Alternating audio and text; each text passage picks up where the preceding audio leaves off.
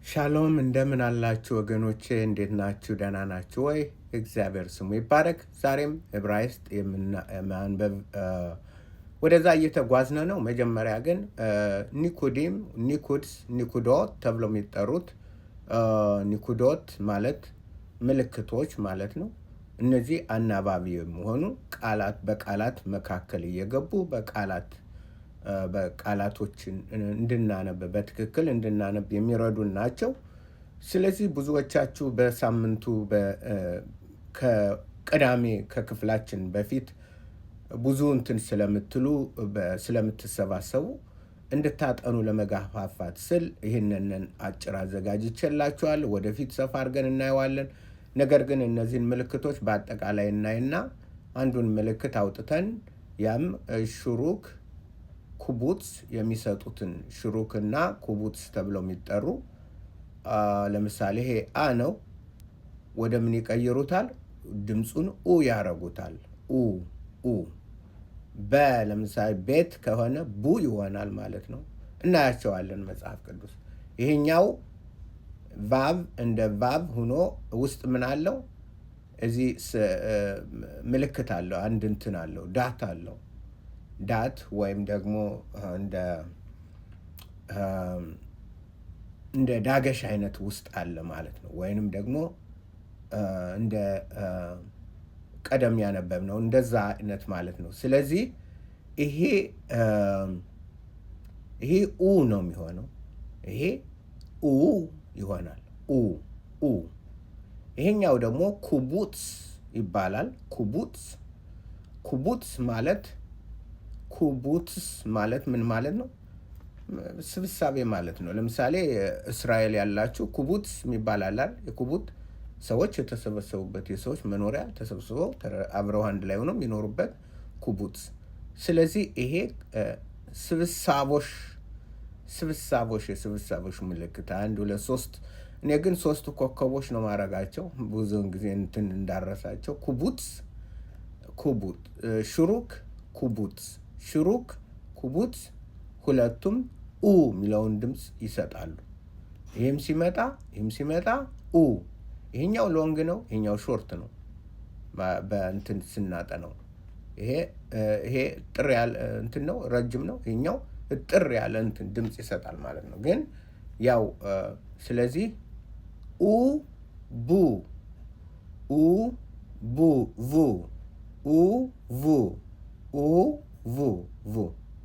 vu የሆነው ለምንድን ነው? ቬት ነበረች። ቬት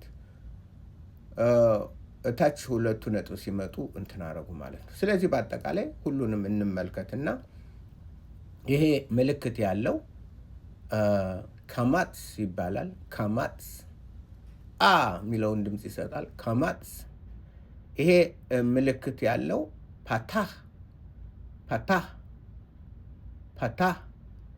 ይሄ እነዚህ ሁለቱ ምልክቶች ጎን በጎን እዚህ እኔ እንትን ማረጋቸው ሽቫ ስትጋደም ሽቫ የምትለው ወደ ላይ ሽቫ ደካማ የሆነችው ወደ ገደም ስትል ወደ ጎን ስትሆን ምን ይሆናል?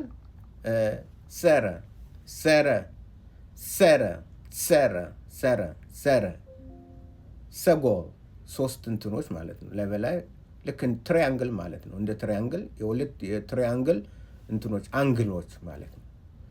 እና 3 ፍሬዎች ሰጎል።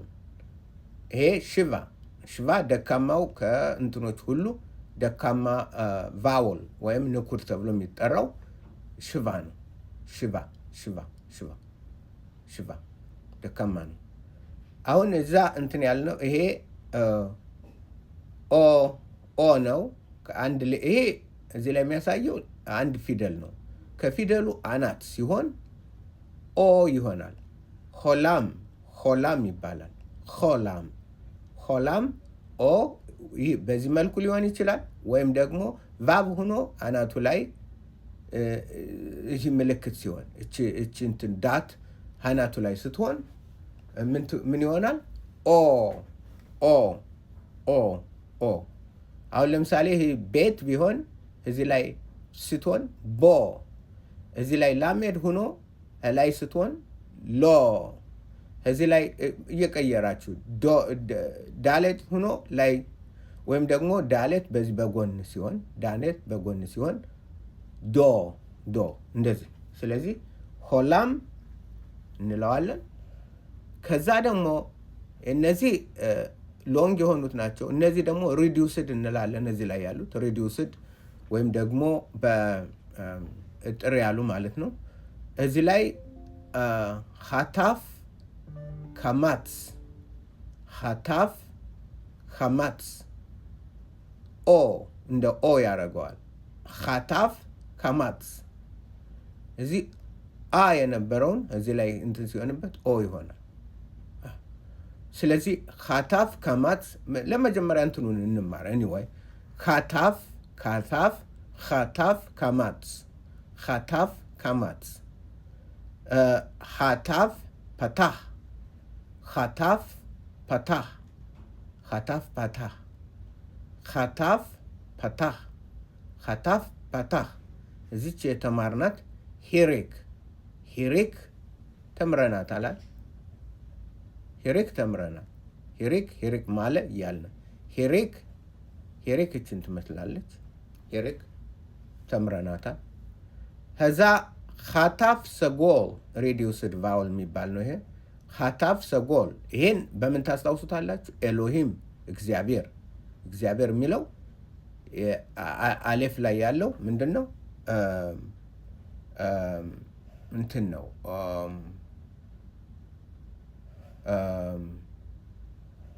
እንትን ነው ይሄ ነው አሌፍ ላይ ያለው ይሄ ነው። ስለዚህ ሀታፍ ሰጎል ኤሎሂም የሚለውን እግዚአብሔር የሚለውን ፊደል የዛን አሌፍ ያለውን ላሳያችሁ። እዚህ ላይ አለ። አሁን ለምሳሌ ኤሎሂም በረሺት ባራ ኤሎሂም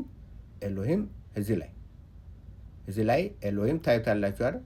አሌፍ ሆኖ ሀታፍ ሰጎል አለው። ስለዚህ ምን ይባላል?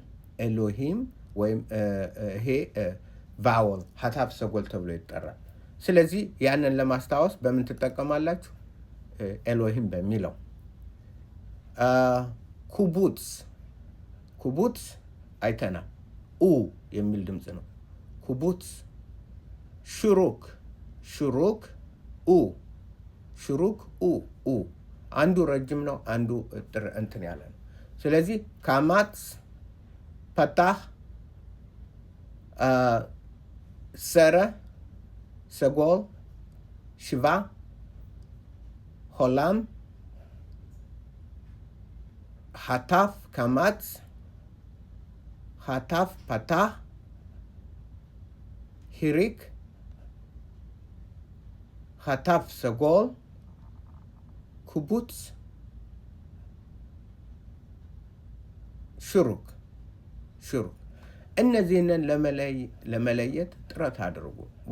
በእርግጥ እያንዳንዳቸው እየወሰድኩኝ ለምሳሌ በብዙ ሲሆን በተለያየ መልኩ በተለያየ አቅጣጫ እንትን ሲሉ እና እንትን ሰፋ አድርጌ ያሳያችኋለሁ። ግን አሁን አትሊስት እንትኖችን ለመለየት ኦኬ፣ ይሄማ ማለት ካማትስ ነው፣ ይሄማ ማለት ፓታህ ነው፣ ይሄማ ሰረ ነው፣ ይሄማ ሰጎል ነው፣ ይሄማ ሽቫ ነው፣ ሆላም ነው፣ ሀታፍ ካማትስ ነው፣ ሀታፍ ፓታህ ነው፣ ሂሪክ ነው፣ ሀታፍ ሰጎል፣ ኩቡትስ እንደዚህ ብላችሁ እንትን በሉ። ስለዚህ ዛሬ ያየናቸው ዛሬ የምናየው ይህንን ነው። ይሄ vu አማርኛ ለምሳሌ አ አለ ኡ እናረገዋለን። ለን ወስደን ወገቡ ላይ ስናረገው ሉ እናረገዋለን። ሃን ወገቡ ላይ ስናረገው ሁ ይሆናል። መን ወገቡ ላይ እዚህ ላይ ስናረገው ሙ ይሆናል። እንደዛ ይሆናል ማለት ነው። ስለዚህ ሁለቱም ድምፆች መን አሁን ለምሳሌ ሃነ እዚች ላይ አርጊያት ይሄ ድምፅ ምን ያደርገዋል ማለት ነው? ሁ ያደርገዋል። ኡ ስለሆነ ሁ ያደርገዋል።